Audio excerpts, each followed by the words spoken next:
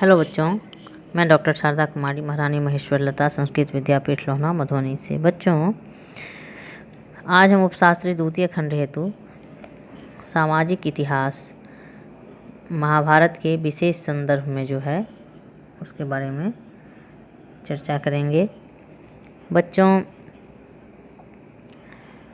महाभारत के रचनाकार भगवान वेदव्यास थे और महाभारत जो है वो आर्य संस्कृति तथा भारतीय सनातन धर्म का एक महान ग्रंथ तथा मूल्य रत्नों का भंडार है। भगवान व्यास स्वयं कहते हैं कि इस महाभारत में मैंने वेदों के रहस्य और विस्तार, उपनिषदों के संपूर्ण सार, इतिहास पुराणों के उन्मेष और निमेष, चातुर्वर्ण के विधान, पुराणों के आशय, ग्रह नक्षत्र, न्याय, शिक्षा, चिकित्सा, दान, पाशुपत, तीर्थों, पुण्य देशों, नदियों, पर्वतों, वनों तथा समुद्रों का भी वर्णन जो है वो है।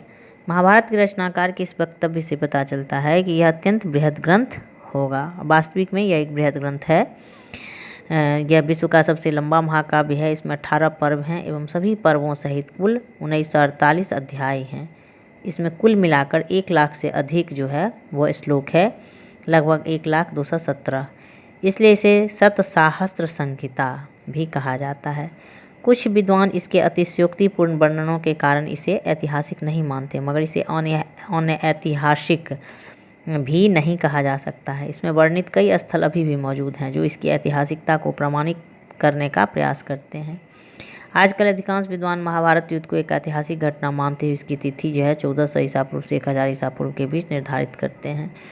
प्रोफेसर BB लाल द्वारा महाभारत में वर्णित स्थलों पर खुदाई कराई गई है। महाभारत में वर्णित ग्रहों की स्थिति के अनुसार आर्यभट्ट ने महाभारत की अनुमानित तिथि 3100 ईसा पूर्व निर्धारित की है।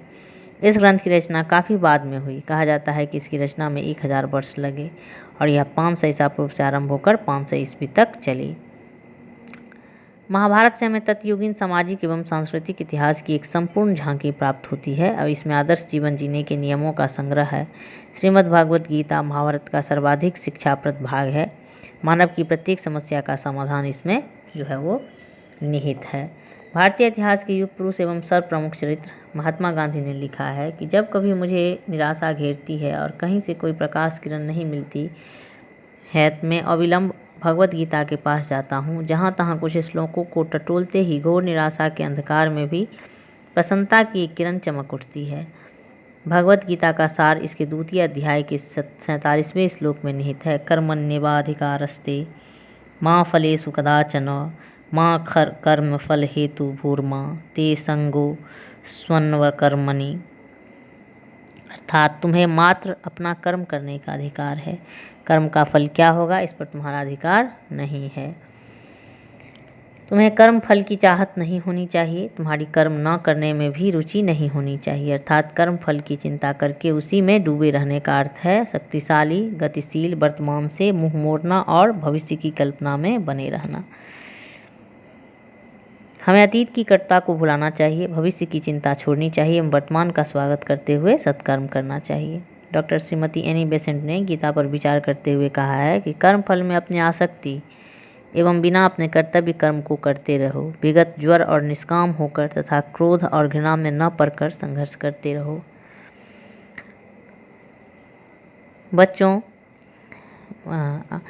आप भी बस वर्तमान में जो भी कर्म आपके सामने है उसे पूरी श्रद्धा, आस्था एवं विश्वास के साथ करो। इस संतोष के साथ कि मैंने अपने स्तर पर श्रेष्ठ कर्म किया है। आपका यह संतोष ही आपकी सबसे बड़ी जो है खुशी है और वो आपको जीवन के समस्त क्षेत्रों में ये जो है वो काम देगा। बच्चों, थोड़ा सा हम महाभारत की संक्षिप्त कथा के बारे में जानकारी हासिल कर लें। महाभारत के प्रथम खंड आदि पर्व के 87वें श्लोक में महाभारत के महत्व के बारे में लिखा है और जिसमें कहा गया है कि इतिहास प्रदीपेन मोहावरणघातिना लोक गर्भ गृहं कृत्स्नं यथावत संप्रकाशितम। अर्थात यह भारत इतिहास का एक प्रज्वलित दीपक है। यह मोह का अंधकार मिटाकर लोगों के अंतःकरण को ज्ञान से प्रकाशित कर देता है।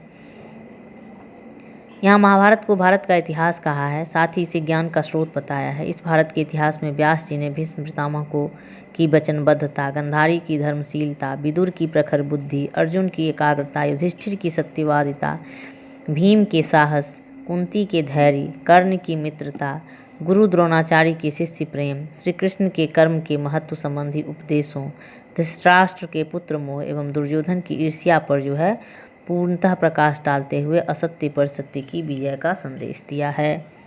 बच्चों, आज के लिए इतना ही। कल हम ये महाभारत से संबंधित इसका संक्षिप्त जो है इसकी कहानी के बारे में, इस कथा के बारे में संक्षिप्त रूप में इसका अध्ययन करेंगे और ये क्रम आगे बढ़ता रहेगा। आज के लिए इतना ही। धन्यवाद।